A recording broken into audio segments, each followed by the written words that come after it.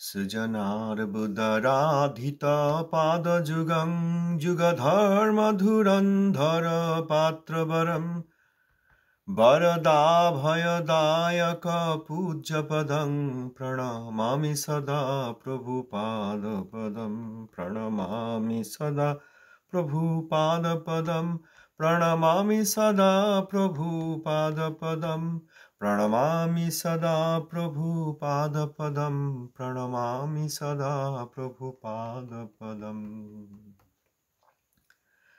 जगद्गुरु भगवान श्री शिल भक्ति सिद्धांत सरस्वती गोस्वामी ठाकुर प्रभुपाद जी की जय। श्री गुरु महाराज जी की जय। दशमदस्थान प्रभुपाद पार्षद आचार्य वैष्णव वैष्णवीवृंद की जय। भजनानंदी भक्तवृंद की जय। समागत भक्तवृंद की जय। श्री शिला सच्चानंद भक्त ठाकुर महाशय श्री श्री हरिनाम चिंतामणि षष्ठ परिच्छेद गुरुर अवज्ञा परवर्ती अंश। दीक्षा और शिक्षा गुरु उभयकेई समान सम्मान करा आवश्यक। दीक्षा शिक्षा भेदे गुरु दु प्रकार, उभय समान मान और पिबे सुजन परमार्थ धन अनायासे यदि चान। कृष्ण नाम मंत्र देन दीक्षा गुरु, शिक्षा गुरु तत्वदाता, वैष्णव सकल शिक्षा गुरु हन सर्व शुभ जनयिता। श्रील भक्तनाथ ठाकुर व्याख्या करे बोलेছেন गुरु दुई श्रेणी, যিনি मंत्र दीक्षा मात्र देन তিনি दीक्षा गुरु, যিনি সম্বন্ধ তত্ত্বাদি শিক্ষা দেন তিনি শিক্ষা গুরু। দীক্ষা গুরু একজন মাত্র, শিক্ষা গুরু অনেক হইতে পারেন, উভয়কেই সমান সম্মান করিতে হয়। যিনি মন্ত্রদান করেন তিনি দীক্ষা গুরু, তিনি একজন, আর তত্ত্বাদি শিক্ষা দেন যারা তারা শিক্ষা গুরু। শিক্ষা গুরু অনেক, অতএব অনেকের কাছে দীক্ষা কিন্তু কথা বলা হয়নি। আজকাল এরকম দেখা যাচ্ছে এখানে দীক্ষা নিচ্ছেন সেই গুরুদেব প্রকট আছেন, তিনি যদি সদ্বৈষ্ণব হন, সদ্বৈষ্ণবের কথা বলা হচ্ছে। শুদ্ধ বৈষ্ণবের কাছে দীক্ষা নিয়েছেন, পরবর্তীকালে কোনো কারণে আরেকজনের কাছে চলে যাচ্ছেন দীক্ষা নিতে, এরকম কিন্তু বিচার নেই। একজন বিবাহিত পুরুষ তিনি একজন স্ত্রীকে বিবাহ করেছেন, কন্যাকে বিবাহ করেছেন, তিনি আরেকজনকে বিবাহ করতে চান না। সেরকম একজন বিবাহিতা পত্নী, তার বিবাহ হয়েছে একজন পুরুষের সঙ্গে, তিনি এখন তার স্বামী, সেই মহিলা আরেকজনকে বিবাহ করতে চান না। বিবাহিতা পত্নীর পতিতে যেমন নিষ্ঠা, শিষ্যেরও গুরুতে ততোধিক নিষ্ঠা। বিবাহিতা পত্নীর তার স্বামীর প্রতি প্রাকৃত নিষ্ঠা, শারীরিক এবং মানসিক নিষ্ঠা, আর দীক্ষাগুরুর প্রতি শিষ্যের পারমার্থিক নিষ্ঠা, আত্মার স্তরের নিষ্ঠা। অতএব এখানে দীক্ষা নেওয়া হলো, আবার কোনো সুবিধার জন্য আরেক জায়গায় দীক্ষা নেওয়া হচ্ছে, এটা কিন্তু এখানে বলেন নেই। কারণ দীক্ষাগুরু একজন, তিনি অপ্রকট হয়ে গেলে তাঁরই প্রতিমূর্তি, তাঁরই আর এক রূপ যদি কেউ দেখতে পান যে হ্যাঁ ইনিও সেই আমার যিনি প্রকৃত দীক্ষাগুরু, পঞ্চরাত্রির দীক্ষা হয়তো হয়নি, সেটা নিলে ভালো হয়, ভজনের সুবিধা হয়, তখন অপ্রকট হয়েছেন বলে তিনি আরেক জায়গায় দীক্ষা নিতে পারেন। কিন্তু সেখানে দেখতে হবে সেই গুরুদেব এই গুরুদেবের অনুসারী কিনা, তার মধ্যে যিনি দীক্ষাগুরু যাকে এতদিন ভজনা করে এসছেন তার প্রতিমূর্তি তিনি দেখতে পান কিনা, তার শিক্ষা তার আনুগত্য এনার মধ্যে রয়েছে কিনা। কিন্তু এসব আজকাল দেখা হয় না। এই যেখানে সুবিধা পাওয়া যাবে সেইখানে এক জায়গায় দীক্ষা ছেড়ে দিয়ে আরেক জায়গায় যাওয়া হয়। তবে যদি সকলেই অবৈষ্ণব হন বা প্রকৃত গুরু না হন, সেখানে দীক্ষা নেওয়া আর দীক্ষা নিয়ে তিনি জীবিত থাকতেও আরেক জায়গায় দীক্ষা নেওয়া, এসবের কোনো পার্থক্য নেই, কারণ তারা কেউই প্রকৃত গুরু নন। যদি প্রকৃত গুরু হন তাকে পরিত্যাগ করলে অপরাধ হয়। অতএব দীক্ষাগুরু একজন, এদিক যেমন হলো তেমনি শিক্ষাগুরু সব বৈষ্ণব যারা তত্ত্বাদি শিক্ষা দেন তারা শিক্ষাগুরু। তাদেরকে আমরা অনেক সময় কম মনে করি, যে এনার কাছে শুধু কীর্তন শুনতে আসি, ইনি এখানে এই মন্দিরে হরিকথা বলেন, সেইখানে আমরা কেবল শুনতে যাই, জানবার জন্য, শিখবার জন্য, জ্ঞান আহরণ করার জন্য। অতএব ইনি এই পাঠ করেন মাত্র, তার কাছ থেকে যে তত্ত্বাদি শিখছি তিনিও যে গুরুদেব এই ধারণা আমাদের নেই। তিনিও শিক্ষাগুরু এবং তার সঙ্গে যিনি দীক্ষা দিচ্ছেন তার কোনো ভেদ নাই।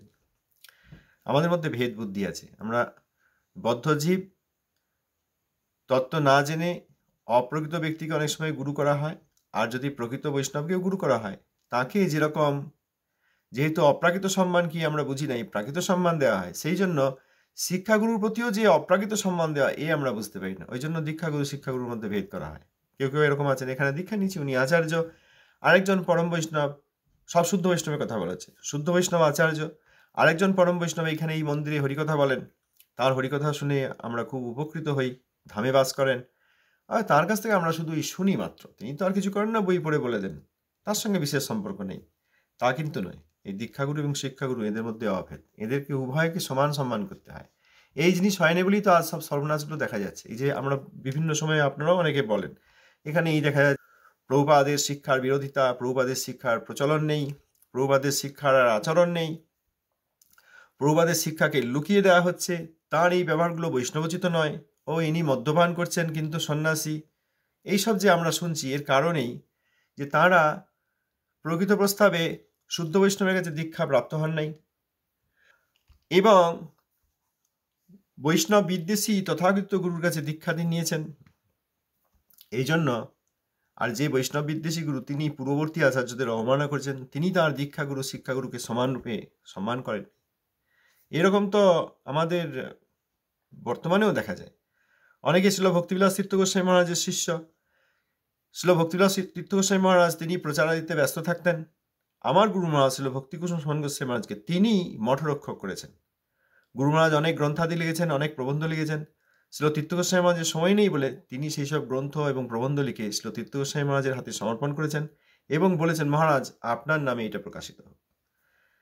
তা গুরু ভাই, জ্যেষ্ঠ গুরু ভাই, তিনিও আদর করে প্রীতির সঙ্গে এই যে গুরু মহারাজ লিখেছেন এইগুলি গ্রহণ করে তাঁর নামে এরকম গ্রন্থ আছে, ছিল ভক্তিবিলাস তীর্থ গোস্বামী মহারাজের নামে গ্রন্থ আছে, যেটা সম্পূর্ণ গুরু মহারাজের লেখা। একই বস্তু, তারা দুজনেই প্রভুপাদের শিষ্য।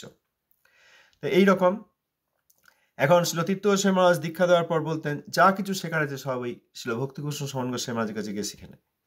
অতএব গুরু মহারাজকে তিনিই শিক্ষাগুরু রূপে প্রতিষ্ঠিত করলেন। এমন নয় যে শিষ্যগণ খুঁজে পেতে, তারা যেহেতু গুরুদেবের সবসময় সান্নিধ্য পাওয়া যায় না, সময় নেই, তিনি ব্যস্ত আছেন ভজনে এবং প্রচারে, অতএব আমরাই কোথাও একটা খুঁজে নিই, এরকম করেন নাই। ছিল তীর্থ গোস্বামী মহারাজ ডেজিগনেট করেছেন যে এনার কাছে শুনবেন, অর্চন, তত্ত্বাদি শিক্ষা, এই সব কিছু, ভজন কিভাবে করতে হয় সব এনার কাছে শিখবেন। এই কথা বলে দেওয়া সত্ত্বেও তারা আমার গুরু মহারাজকে সম্মান করেন নাই, ছিল ভক্তিকুসুম সোহন গোস্বামী মহারাজকে অসম্মান করেছেন। এর ফলে এই যে ঠাকুর মহাশয় এখানে বলছেন, দুইজনকেই দীক্ষা ও শিক্ষাগুরু উভয়কেই সমান সম্মান করা আবশ্যক, এটা পালিত হয় নাই। আমি দেখেছি ছোটবেলায় যখন যেতাম তখন বলতেন কেউ কেউ আমার গুরু মহারাজের নাম দিয়ে বলতেন, ও উনি তো আমাদের গুরু ভাই। কি আশ্চর্য স্পর্ধা! ছিল তীর্থ গোস্বামী মহারাজের শিষ্য, অতএব প্রভুপাদের প্রশিষ্য স্থানীয়, অর্থাৎ একাদশ স্থানীয় হতে পারতেন। তাঁরা ছিল তীর্থ গোস্বামী মহারাজকে গুরু মেনে আমার গুরুদেবকে বলেন উনি আমাদের গুরু ভাই। প্রভুপাদের কোনো শিষ্য আপনার গুরু ভাই হতে পারেন? এই ধরনের জিনিস নিজের কানে আমি শুনেছি, ছোটবেলায় ঘুরে ঘুরে বেড়াতাম মঠের মধ্যে, তখন যারা ছিলেন তারা এরকম কেউ কেউ বলতেন, সবাই নয়, অনেকেই ভজনানন্দী ছিলেন, তারা খুব সম্মান করতেন, অনেকে কাকা গুরু বলতেন, গুরুদেবকে পিতা বলতেন। ছিল তীর্থ গোস্বামী মহারাজের শিষ্য ছিল ভক্তিকুসুম সোহন গোস্বামী মহারাজকে পিতা বলতেন, যে আপনি আমাদের পারমার্থিক পিতা। তো ছিল তীর্থ গোস্বামী মহারাজের যে গাম্ভীর্য ছিল, তার কাছে অনেকে যেতে পারতেন না, গুরু মহারাজের কাছে গিয়ে প্রশ্ন করতেন। গুরু মহারাজ তাদেরকে সব লালন পালন করেছেন, যারা সম্মান করেছেন তারা ভজন করেছেন, যারা সম্মান করেননি সব পতন হয়ে গেছে। এই পতনের ফল সব দেখা যায়। তো উভয়ে সমান সম্মান, এটা আমাদের কথা নয়, এটা কোনো সাম্প্রদায়িকতার কথা নয়, এটা কোনো দলবুদ্ধির কথা নয়, এটা ভক্তিবিনোদ ঠাকুর মহাশয়ের কথা। আমরা তো প্রভুপাদের সব শিষ্যগণকে সমান সম্মান করি, আমরা তো প্রায়ই বলি, এই শুরু করি আমরা এই বলে, প্রভুপাদ পার্ষদ দশমস্তন আচার্য বৈষ্ণবী বৃন্দের জয়। আচার্য যারা এবং অন্যান্য বৈষ্ণব, আচার্য সকলেই, কারণ আচরণ দ্বারা তারা শিক্ষা দিয়েছেন, অন্যান্য বৈষ্ণব এবং যারা স্ত্রীরূপে এসছেন প্রভুপাদের শিষ্যা, সেই বৈষ্ণবী বৃন্দ, তাদেরও সেই সমান সম্মান। এই না করলে ভজন হয় না। তারা সকলেই শিক্ষাগুরু, তাদের কতজনকে সাক্ষাতে দর্শন পাওয়া গেছে, অনেকজনকে সাক্ষাতে দর্শন পাওয়া যায়নি, অনেকের সঙ্গে হয়তো কোনোদিন কথাই হয়নি, কিন্তু তারা সকলেই শিক্ষাগুরু। এই উভয়কে যদি সমান সম্মান না করা হয়, তাহলে কখনো ভজন সম্ভব নয়। এরপর সম্প্রদায়ের আদিগুরুর শিক্ষা অবলম্বন করিয়া আচরণ করিবে। সাধু সম্প্রদায় আচার্য সকল শিক্ষাগুরু প্রতিষ্ঠিত। আদ্যাচার্য যিনি গুরু শিরোমণি, পুঁজি তারে যথোচিত। তাঁর সুসিদ্ধান্ত অনুগত হয়ে না মানিব অন্য শিক্ষা, তাহার আদেশ পালিব যতনে না লইব অন্য দীক্ষা। এটা সাম্প্রদায়িকতার কথা নয়, যে তাঁর শুনবো আর কারো শুনবো, এটা সাম্প্রদায়িকতা নয়, সেক্টারিয়ান ভাব নয়। এইটার কারণেই যে শুদ্ধ ভক্তি সর্বত্র পাওয়া যায় না। এখানে বলছেন সম্প্রদায়ের যিনি আদিগুরু, তাঁর শিক্ষা অবলম্বন করে আচরণ করে। এই জন্য আমাদের পরম্পরার নাম শ্রী রূপানুগ গৌড়ীয় পরম্পরা, অর্থাৎ শ্রীমন মহাপ্রভুর অনেক পার্শ্বদ, অনেক ভক্ত, তাদের মধ্যে ছিল রূপ গোস্বামীপাদ অন্তরঙ্গতম প্রিয়তম পার্ষদ। সেই ছিল রূপ গোস্বামীপাদ, তাঁর জ্যেষ্ঠ ভাই সনাতন গোস্বামীপাদ। মহাপ্রভুর লীলায় সনাতন গোস্বামীপাদ গুরুদেব, রূপ গোস্বামীপাদ তাকে গুরুদেব বলে মেনেছেন। কিন্তু আবার ব্রজলীলায় এই রূপ গোস্বামীপাদ রূপমঞ্জরির অধীনে সনাতন গোস্বামীপাদের যে নিত্যরূপ, ব্রজের নিত্যরূপ লবঙ্গ মঞ্জরি, সেখানে সেবা আদি করেছেন। অতএব রূপ গোস্বামীপাদের অধীনতা একটা বা আনুগত্য, শিল রূপ গোস্বামীপাদের আনুগত্য একটা বিশেষ বিষয়। এই শিল রূপ গোস্বামীপাদ আমাদের আদিগুরু, এবং শ্রী রূপানুগ যে আচার্যবর্গ তাঁরাও আদিগুরু। সাধু সম্প্রদায়, গতকাল একজন এই নিয়ে কথা বলছিলেন, তো সেখানে অন্য সম্প্রদায় বলা হয় নাই, সাধু সম্প্রদায়। সাধু সম্প্রদায় এখানে ঠাকুরমশাই ব্যাখ্যা করছেন বৈষ্ণব সম্প্রদায় ই সাধু সম্প্রদায়। সাধু পরম্পরা মন্ত্র তত্ত্ব সাধ্য সাধন শিক্ষা দিয়ে আসিতেছেন। মায়াবাদ আদি অসৎ সম্প্রদায় হইতে রক্ষা পাইতে হইলে সাধু সম্প্রদায় হইতে গুরুবরণ করা উচিত। সাধু সম্প্রদায়ের আদি আচার্য নির্দিষ্ট শিক্ষাকে বিশেষ সম্মান করিবে। শ্রী রামানুজ, শ্রী মধ্যমণি, শ্রী নিম্বাদিত্য ও শ্রী বিষ্ণুস্বামী ইহারা নিজ নিজ সাধু সম্প্রদায়ের আদি আচার্য। মধ্যমণি আমাদের আদি। শ্রী ব্রহ্মমাধ্য গৌড়ীয় সম্প্রদায়, কারণ শ্রী মধ্বাচার্যের অনুগত আমরা বিশেষরূপে। মধ্যমণি আমাদের আদি। বৈষ্ণব সম্প্রদায় সাধু সম্প্রদায়। অতএব এইরকম নয় যে আমাদের যে বৈষ্ণব সম্প্রদায় তার বাইরে আমরা শুনব না। সব বৈষ্ণব সম্প্রদায়, এই 4 বৈষ্ণব সম্প্রদায় শুদ্ধ। এনারা এইসব সাধু পরম্পরা মন্ত্রদান করেছেন, তত্ত্বদান করেছেন, সাধ্য সাধন শিক্ষা দিয়েছেন যে আমাদের উদ্দেশ্য কি, আমরা কিভাবে সেই উদ্দেশ্য প্রাপ্ত হব। মায়াবাদ আদি অসৎ সম্প্রদায় থেকে আমাদেরকে রক্ষা করেছেন। যদি মায়াবাদ আদি অসৎ সম্প্রদায় থেকে রক্ষা পেতে হয় তাহলে সাধু সম্প্রদায় থেকেই গুরুবরণ করা উচিত। সাধু সম্প্রদায়ে যে আদি আচার্য তিনি যেসব শিক্ষা নির্দিষ্ট করেছেন সেইগুলো সম্মান করতে হবে। শ্রী সম্প্রদায়ে শ্রী রামানুজ, ব্রহ্ম সম্প্রদায়ে শ্রী মধ্বাচার্য, চতুর্শন বা সনক সম্প্রদায়ে শ্রী নিম্বাদিত্য এবং রুদ্র সম্প্রদায়ে শ্রী বিষ্ণুস্বামী, এরা এইসব সম্প্রদায়ের, এই নিজ নিজ সম্প্রদায়ের সাধু সম্প্রদায়ের আদি আচার্য। আর মধ্যমণি আমাদের আদি। তাদের শিক্ষা আমাদেরকে বিশেষভাবে গ্রহণ করতে হবে। আর সমস্ত আচার্য সকল তারা শিক্ষাগুরু। পূর্ববর্তী আচার্য তারা শিক্ষাগুরু। যিনি আদ্যাচার্য তিনি গুরু শিরোমণি, তিনি গুরুদেরও গুরু, গুরুরও গুরু, দ্য গুরু অফ অল গুরুস। পুঁজি তারে যথোচিত, তাকে বিশেষভাবে পূজা করতে হবে। প্রভুপাদ শ্রী ভক্তি সিদ্ধান্ত সরস্বতী গোস্বামী ঠাকুরের ব্যাস পূজা হয় কেন? তিনি আমাদের আজ সম্প্রদায়ের আবার বিশেষ এক আচার্য। দৈব বর্ণাশ্রমে থেকে যে হরিভজন করার বিশেষ ব্যবস্থা তিনি আপামর জনগণকে দান করেছেন। এই জন্য প্রভুপাদ শ্রী ভক্তি সিদ্ধান্ত সরস্বতী গোস্বামী ঠাকুর এই গৌড়ীয় গগনের সূর্য, এই জন্য তার বিশেষ পূজা হয়, শ্রী ব্যাস পূজা হয়। তাঁর অনুগত, তাঁর শিষ্যগণ যারা সাধন সিদ্ধ বা নিত্য সিদ্ধ, তাঁদেরও ব্যাস পূজা করা যায়, কারণ তাঁরাও প্রভুপাদের প্রকাশ মূর্তি। আর যারা সাধন সিদ্ধ নন বা বিশেষ সাধক নন এবং প্রভুপাদের সব শিক্ষা গ্রহণ করেন নাই, তাদের ব্যাস পূজা হয় না। তাদের মধ্যে আদিগুরুর ছবি কই? তাদের মধ্যে আদিগুরুর শিক্ষা এবং আচরণের প্রকাশ কই? তারা আদিগুরুর প্রতিনিধিত্ব করছেন কই? প্রভুপাদ ছিল সরস্বতী গোস্বামী ঠাকুরের শিক্ষা আদি আচরণ করছেন কই? যারা প্রভুপাদের শিক্ষা আচরণ করেন না, তার শিক্ষাকে শতকরা শতভাগ গ্রহণ করেন না, তাদের ব্যাস পূজা সম্ভব নয়। ব্যাস পূজার অন্য কোনো মাপকাঠি নেই, প্যারামিটার নেই। আদি আচার্যের প্রতিনিধিরই ব্যাস পূজা সম্ভব, এবং আদি আচার্যের বিশেষ প্রকারে ব্যাস পূজা হয়। ব্যাস পূজা বললেই আমরা জানি প্রভুপাদের আবির্ভাব তিথি। এখন ব্যাস পূজা বলতে সব নিজের নিজের গুরুর ব্যাস পূজা হচ্ছে। নিত্য সিদ্ধ হতে হবে তবে ব্যাস পূজা, বা সাধন সিদ্ধ হতে হবে, পার্থক্য নেই। সিদ্ধ হয়ে গেলে আর পার্থক্য নেই, সাধন সিদ্ধ হতে হবে। সাধক জীব যদি তিনি মধ্যমাধিকারী, উচ্চ পর্যায়ের মধ্যমাধিকারী হন, তিনিও গুরু হতে পারেন, তাঁরও গুরু পূজা সম্ভব। তার ততটাই ব্যাস পূজা যতটা তিনি তাঁর পূর্ববর্তী আচার্যগণের প্রতিনিধিত্ব করতে পারেন। আর এই আজকাল আবার এই দুর্ভাগ্যবশত অনেক কথা হয়েছে। সেদিন একটা কথায় দেখছিলাম যে এক জায়গায় ওয়েবসাইটে লিখছে যে বিদেশে, ভারতের বাইরে বিদেশে 2 জন মহাপ্রভুর পার্ষদ জন্ম নিয়েছেন। খুব আশ্চর্যের কথা। মহাপ্রভু 2 জন পার্ষদ সেখানে জন্ম নিয়েছেন। তারপর এইসব বিশেষ প্রচারাদি হয়েছে। ভারতের বাইরে তাদের জন্ম হয়েছে মহাপ্রভুর পার্ষদ। ভালো কথা, মহাপ্রভুর পার্ষদ তো সর্বত্র আবির্ভূত হতে পারেন। মহাপ্রভু তো তাঁর পার্ষদবর্গ ভক্তবর্গ যে কোনো স্থানে জন্মদান করেন, সেখানে আবির্ভাব তাদের হয় মহাপ্রভুর ইচ্ছায়। স্বচ্ছ দেশে স্বচ্ছকুলে হয়। পাণ্ডব বর্জিত দেশ বলা হয়, যেসব স্থানে পাণ্ডবগণ যাননি, পাণ্ডবগণ যখন 12 বছর এক্সাইলে ছিলেন, মানে বনবাসে ছিলেন, তখন অনেক স্থানে গিয়েছেন। যেখানে যেখানে গিয়েছেন সেগুলি তীর্থভূমি, সেগুলো পবিত্র স্থান, কারণ পাণ্ডবদের পদধূলি পড়েছে আজও। আর যেসব স্থানে তারা যাননি সেইগুলি পাণ্ডব বর্জিত দেশ, সেখানে যাওয়ার কথা নেই। তাহলে পাণ্ডব বর্জিত দেশে কি করে সেখানকার জনগণের মঙ্গল হবে? এই জন্য মহাপ্রভু নিজে মায়াপুরে শ্রীমতী শচীগর্ভ সিন্ধু সেখানে উদিত হয়ে, গঙ্গা তীরে উদিত হয়ে, দ্বিজকুলে উদিত হয়ে তিনি লীলা করেছেন। কিন্তু তার আপন সমান যেসব পার্ষদগণ ভক্তগণ, তাদেরকে এই স্বচ্ছকুল, যে কুলের মহিমা নেই, স্বচ্ছ দেশ, যে দেশ অপবিত্র এবং পাণ্ডব বর্জিত, সেখানে আবির্ভূত করিয়েছেন তাদের মঙ্গলের জন্য, জগতের সকলের মঙ্গলের জন্য। কিন্তু তাই বলে বিদেশে কেউ জন্মগ্রহণ করেছে আর তার বর্তমান কি হয়েছে জানি না, তাকে বলে দেওয়া হচ্ছে মহাপ্রভুর পার্ষদ। মহাপ্রভুর পার্ষদ অত সহজ বস্তু নয়।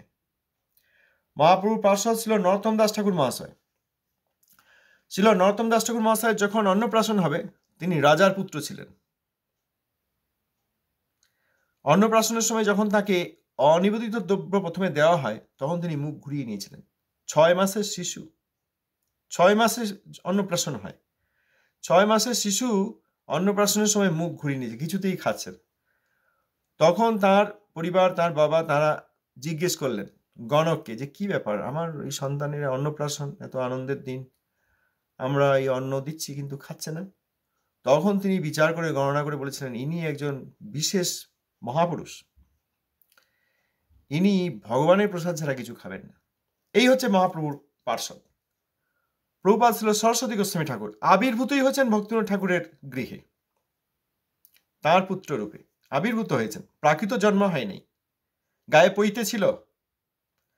আর 6 মাস যখন বয়স, তখন জগন্নাথ দেব সেইখানে 3 দিন দাঁড়িয়েছিলেন। এখন সেখানে শ্রী চৈতন্য গৌড়ীয় মঠের একটি শাখা আছে, প্রভুপাদের আবির্ভাব স্থান। সেইখানে 3 দিন দাঁড়িয়েছিল জগন্নাথ দেব। ইচ্ছা হলে চলেন, না ইচ্ছা হলে চলেন না, ও রথ টানলেও যাবে না।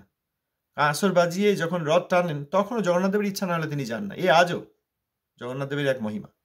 সেখানে 3 দিন দাঁড়িয়েছিলেন। আর পরমা পূজ্যা ভগবতী মাতা, তিনি তখন ঠাকুর মহাশয়ের আদেশে, ঠাকুর মহাশয় বললেন যে নিয়ে যাও বিমলা প্রসাদকে। তখন প্রভুপাদকে 6 মাসের শিশু কোলে নিয়ে এলেন। জগন্নাথ দেবের ওই মালা এসে প্রভুপাদের গলায় এসে পড়েছিল। এই হচ্ছে মহাপ্রভুর পার্ষদ। প্রভুপাদ ছিল সরস্বতী গোস্বামী ঠাকুর, নরোত্তম দাস ঠাকুর মহাশয়, বিশ্বনাথ চক্রবর্তী ঠাকুর আদি। বিশ্বনাথ চক্রবর্তী ঠাকুর 12-13 বছরের বয়সের মধ্যে শ্রীমদ্ ভাগবত, শ্রী ভক্তিরসামৃত সিন্ধু এবং উজ্জ্বল নীলমণি গ্রন্থ সমগ্র পড়ে তার সামারি লিখে দিয়েছিলেন।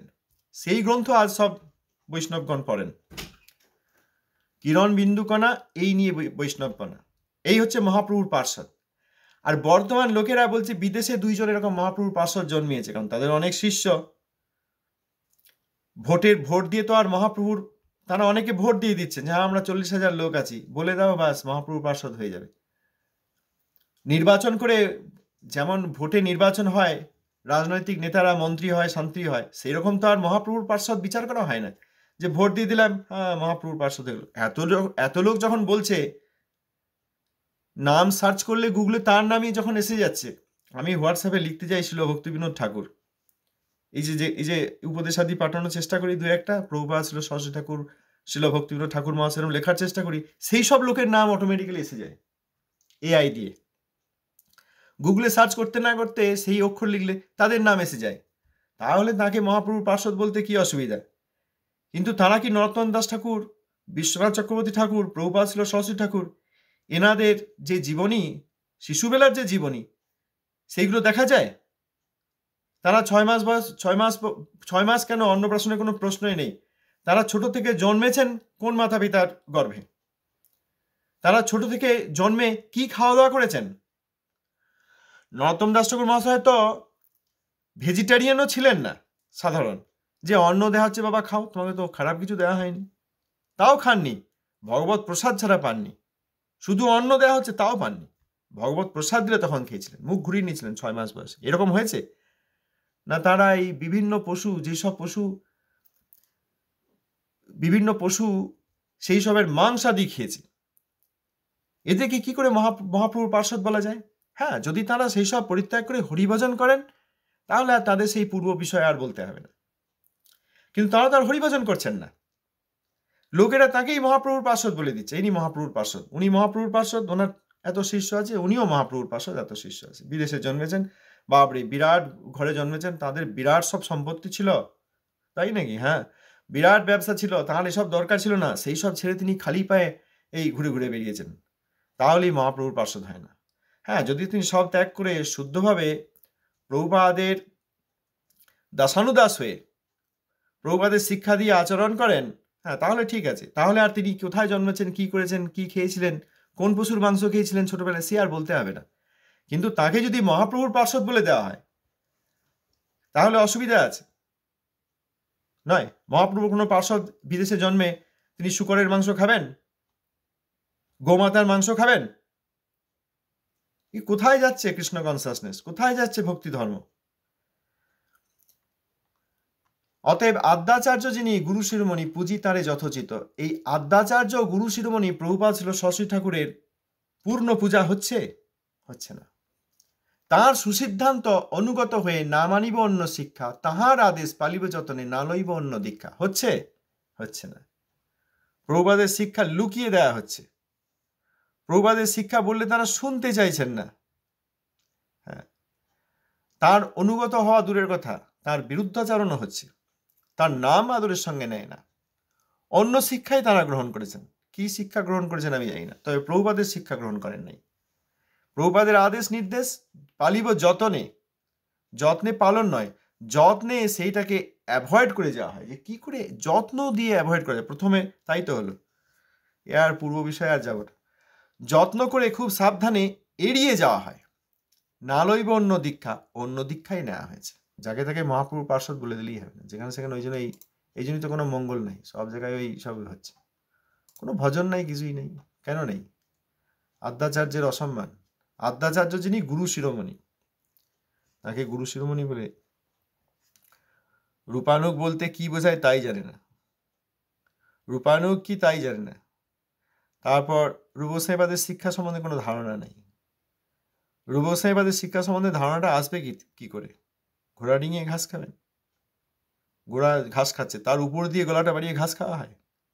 প্রভুপাদ যেভাবে দিয়েছেন রূপসাইবাদের শিক্ষা, সেইটা না নিয়ে আমরা নিজেরা যদি রূপানুগ সাজতে যাই তাহলেও অসুবিধা আছে।